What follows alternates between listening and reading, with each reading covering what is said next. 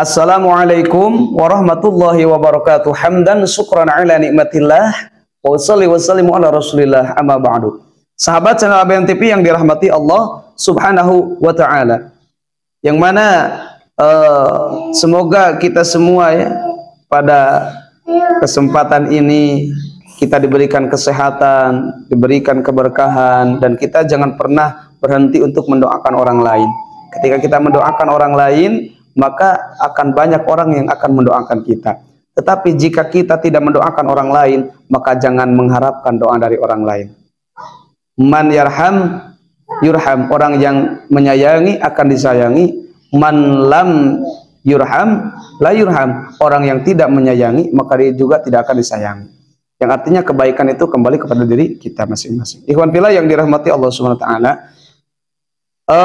salat tahajud itu merupakan sholat sunnah yang dinamakan dengan sunatul mu'akkad, sunnah yang dikuatkan, yang dikukuhkan, yang mana ada keutamaan-keutamaan untuk orang yang melakukan sholat tahajud apabila rutin ya.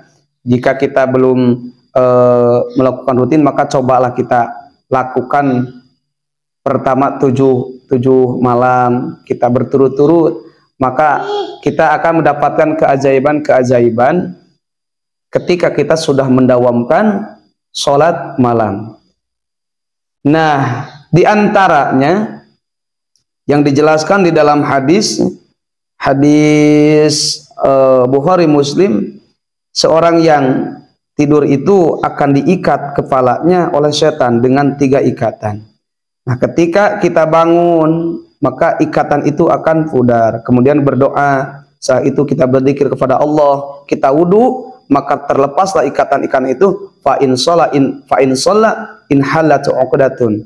Ketika kita sholat 2 rakaat, sholat tahajud dan apa, maka tali tersebut akan lepas dari kita. Fa asbaha nasyiton wa thayyibun nafsi. Nah, pertama, orang yang melakukan sholat tahajud, waktu paginya dia itu akan penuh dengan kesemangatan, jiwa yang tegar, badan yang sehat. Jadi orang yang melakukan tahajud, keutamaannya paginya dia itu akan diberikan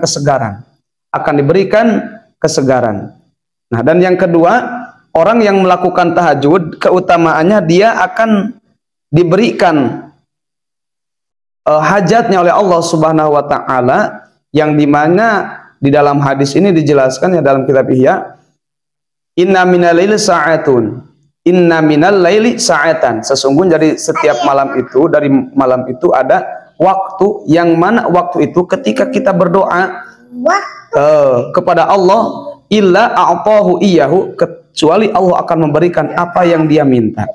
Bahkan dalam satu riwayat, yas'alullaha ta'ala khairan minad dunya wal akhirah wa dzalika fi kulli lailatin, dan mereka itu seorang hamba minta kepada Allah kebaikan dunia dan akhirat, hajat-hajatnya dunia, hajat-hajatnya akhirat, maka Allah akan memberikannya. Itu ada setiap malam. Karena dalam hadis dijelaskan Allah itu akan turun ke langit bumi, yang maksud bukan zat Allah, tapi kasih sayang Allah.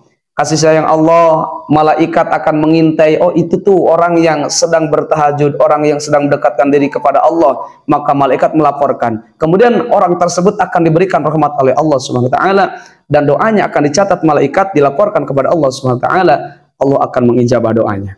Nah, itu yang kedua. Dan yang ketiga itu, Allah akan sayang kepada orang tersebut, sayang sewaktu dia hidup, sayang ketika dia sudah meninggal, sayang ketika dia sudah berada di alam barzah, sayang ketika dia dibangkitkan nanti di hari kiamat. Maka kata Rasulullah kepada Abu Hurairah, aturidu antakuna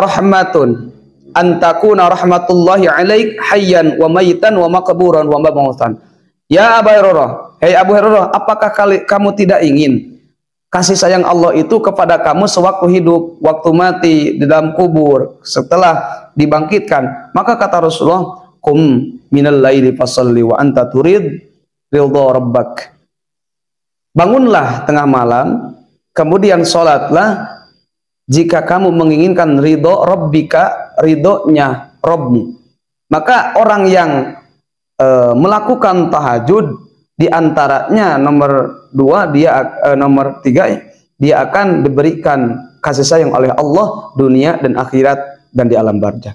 Dan yang keempat itu watakfirud liddunubi, orang yang rajin tahajud dosanya akan diampuni oleh Allah Subhanahu wa taala. Dosanya akan diampuni Allah Subhanahu wa taala. Itu dijelaskan di dalam hadis. Hadis ini diriwayatkan dari Abu Amamah dengan sanad yang baik. Maka orang yang melakukan tahajud akan diampuni dosanya. Kemudian keajaiban untuk orang yang bertahajud, wa matradatul liddai, akan terusir dari berbagai penyakit, anil jasadi, dari jasadnya. Jadi orang yang melakukan rutin tahajud ketika dia mempunyai penyakit, maka lambat laun Allah akan hilangkan penyakitnya. Maka ikhwan fillah, ketika kita sholat tahajud tengah malam, kita berdoa, ya Allah sembuhkanlah saya, sembuhkanlah dohir batin saya, ya Allah sembuhkanlah penyakit saya. Tidak ada yang bisa menyembuhkan penyakit saya terkecuali Engkau. Maka dengan itu, di dalam hadis ini, orang yang selalu melakukan qiyamul lail, tahajud, dia akan terusir dari penyakit dari tubuhnya. Dan selanjutnya yang keenam itu waman hatu anil ismi, dan orang itu akan tercegah dari perbuatan-perbuatan jelek. Keajaiban yang nomor 6, dia itu akan terbebas dari perbuatan-perbuatan jelek, akan terhindari karena dijaga oleh Allah Subhanahu wa taala. Kemudian yang terakhir yang nomor 7 yaitu ahsanun nasi wujuhan, wajahnya itu akan bercahaya nanti di yaumul qiyamah, di yaumul qiyamah. Jadi wajahnya akan mengeluarkan sinar, akan bercahaya karena apa? Karena kesolehannya. Karena apa? Karena kerajinan dia bangun tengah malam, melawan rasa kantuk, melawan rasa malas, karena bangun tengah malam itu susah ya. Maka dengan itu orang yang selalu merajinkan sholat tahajud, dia akan bercahaya wajahnya.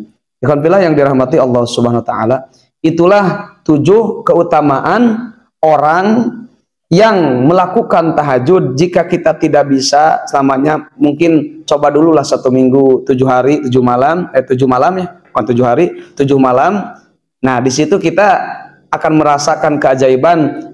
Pagi-paginya akan mendapatkan kebugaran, dan yang kedua doanya akan diijabah, yang ketiga dia akan disayangi Allah, yang keempat dia akan terbebas dari dosa, yang kelima jiwanya akan sehat, jiwa raganya akan sehat, yang keenam akan terbebas, tercegah, terpelihara dari keburukan, dan yang ketujuh dia itu akan bercahaya nanti di hari kiamat. Ikhwan fillah yang dirahmati Allah Subhanahu wa taala, semoga bermanfaat. Billahil hidayah wa taufiq. Wassalamualaikum warahmatullahi wabarakatuh.